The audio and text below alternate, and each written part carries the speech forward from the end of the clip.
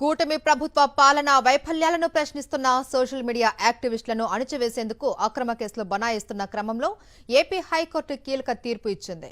Social media యాక్టివిస్టులపై BNS 111 section చెల్లదు అని స్పష్టం చేసింది హైకోర్టు. నెల్లూరు జిల్లాకు చెందిన పాసాల శివశంకర్ రెడ్డి కేసులో బెయిల్ మంజూరు చేసిన హైకోర్టు విచారణలో కీలక వ్యాఖ్యలు చేసింది.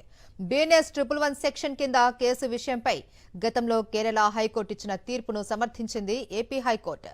Mohammed Hashim versus state of Kerala కేసులో BNS 111 సెక్షన్ తీర్పు ఇచ్చింది కేరళ హైకోర్టు. BNS 111 సెక్షన్ పెట్టాలి అంటే నిందితుడిపైన అలాంటి ఆరోపణలపైనే గత 10 ఏళ్లలో కనీసం 2 ఛార్జిషీట్లు నమోదై ఉండాలి అని పేర్కొంది.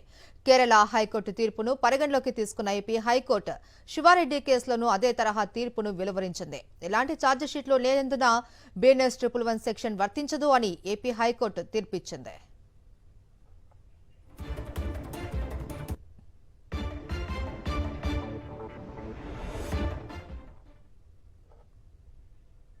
కాగా BNS 111 సెక్షన్ పై ఇప్పటికే స్పష్టమైన విధి విధానాలు ఇచ్చింది సుప్రీంకోర్టు.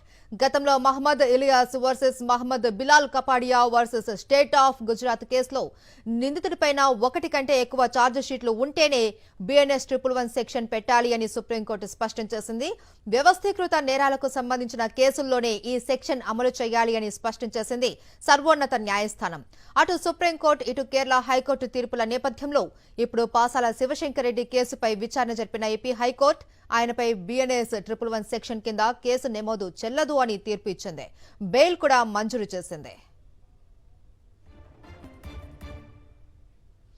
రైట్, BNS 111 సెక్షన్ పై ఇప్పటికే స్పష్టమైన విధి విధానాలు ఇచ్చింది సుప్రీంకోర్టు. గతంలో కూడా ఇలాంటి సందర్భంలోనే సుప్రీంకోర్టు తన విధి విధానాలను ప్రకటించింది. అయితే దీనికి సంబంధించి తాజా సమాచారం మన న్యూస్ రూమ్ నుంచి కరెస్పాండెంట్ ఇస్మాయిల్ అందిస్తారు. ఇస్మాయిల్, చెప్పండి, BNS 111 సెక్షన్ కి సంబంధించి గతంలో కూడా కేరళ కోర్టు కానీ హైకోర్టు కానీ సుప్రీంకోర్టు కానీ కొన్ని వ్యాఖ్యలు చేసింది. ఇప్పుడు కూడా మనకు ఏపీలో లాంటి సెక్షన్ గురించి మాటలు వస్తున్నాయి. ఏంటి దీనికి సంబంధించి పూర్తి డీటెయిల్స్?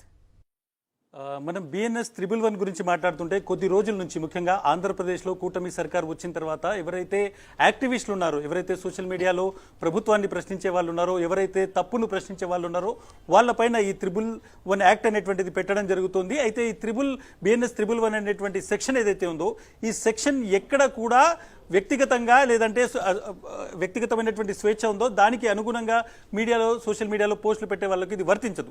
BNS 111 అనేటువంటిది డైరెక్ట్గా మనం చూడొచ్చు. సుప్రీంకోర్టు చాలా స్పష్టంగా దీనికి సంబంధించి గత 2 కేసుల్లో ఎప్పుడు ఈ సెక్షన్ పెట్టొచ్చు అనేటువంటి దాన్ని చెప్పింది. నేను దానికి సంబంధించి ఎప్పుడైతే నిన్న ఏపీ హైకోర్టు ఇచ్చినటువంటి తీర్పు సందర్భంగా నిన్న కేసు ఏదైతే పాసాల శివశంకర్ రెడ్డికి సంబంధించిన కేసు సందర్భంగా వచ్చినటువంటి ఆర్గ్యుమెంట్స్ను నేను మీ దగ్గర పెట్టేటువంటి ప్రయత్నం చేస్తున్నాను. తీర్పు కాపీలో ఉన్నటువంటి ఆర్గ్యుమెంట్స్ ఇది.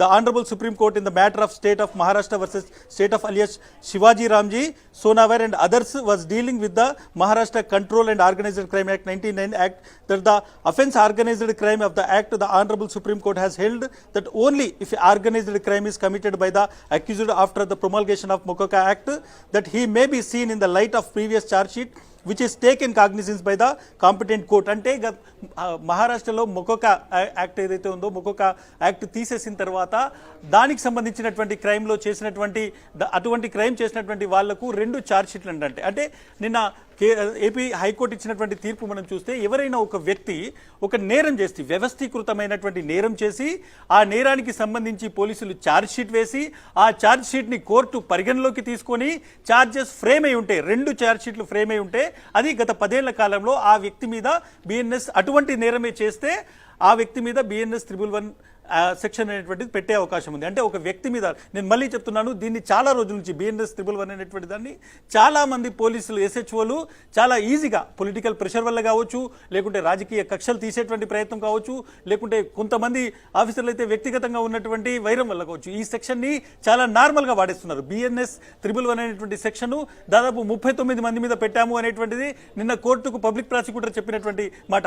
వాళ్ళే 39 మంది చెప్తున్నారు, కానీ అంతకంటే ఎక్కువ మంది పైన ఈ సెక్షన్ సెక్షన్ అనేటువంటిది పెట్టడం జరిగింది సోషల్ మీడియా యాక్టివిస్టుల మీద. కేవలం మీరు ఎందుకు సూపర్ 6 ఇవ్వలేదు, మీరెందుకు ప్రభుత్వం ఇటువంటి తప్పులు చేస్తుంది అని సోషల్ మీడియాలో పోస్ట్ పెట్టే వాళ్ళపై కూడా ఇటువంటి దారుణమైనటువంటి సెక్షన్ పెట్టడం జరిగింది. సో బిఎన్ఎస్ 111 అనేటువంటి సెక్షన్ ఎందుకు పెడుతున్నారు అంటే ఇది నాన్ బెయిలబుల్, ఇది దీనివల్ల ఎక్కువ కాలం వాళ్ళని జైల్లో పెట్టొచ్చు, వాళ్ళని వేధించవచ్చు అనేటువంటి కారణంగా ఈ బిఎన్ఎస్ 111 అనేటువంటి సెక్షన్ తీసుకొచ్చి ఇదే పెడుతున్నారు. అంశంపైన స్పందించడానికి లాయర్ బాలా మనకు అందుబాటులో ఉన్నారు, వారితో మాట్లాడండి ఒకసారి. రైట్, మనం చూడొచ్చు బాల కూడా నాతో ఉన్నారు. బట్ డెఫినెట్ గా సుప్రీంకోర్టు చాలా స్పష్టంగా ఇటువంటి డైరెక్షన్స్ ఇచ్చిన తర్వాత కూడా బిఎన్ఎస్ 111 పెడుతుంది. సో బిఎన్ఎస్ 111 పెట్టాలి అంటే నేను మళ్ళీ క్లియర్గా చెప్తున్నాను, గత 10 ఏళ్ల కాలంలో ఒక వ్యవస్థీకృతమైనటువంటి నేరాలు 2 చేసి దానికి సంబంధించి పోలీసులు ఛార్జ్షీట్ వేసి కోర్టులో ఆ ఛార్జ్షీట్ను కోర్టు కాగ్నిజెన్స్ లోకి తీసుకొని ఛార్జెస్ ఫ్రేమ్ అయి ఉండి ఇప్పుడు మళ్ళీ అదే తప్పు చేస్తే మాత్రమే బిఎన్ఎస్ 111 ఉండాలి. సో ఆంధ్రప్రదేశ్ పోలీసులు చాలా తీవ్రంగా దీన్ని వాడుతున్నారు, దీన్ని దురుపయోగిస్తున్నారు అనేటువంటి ఉంది. నాతో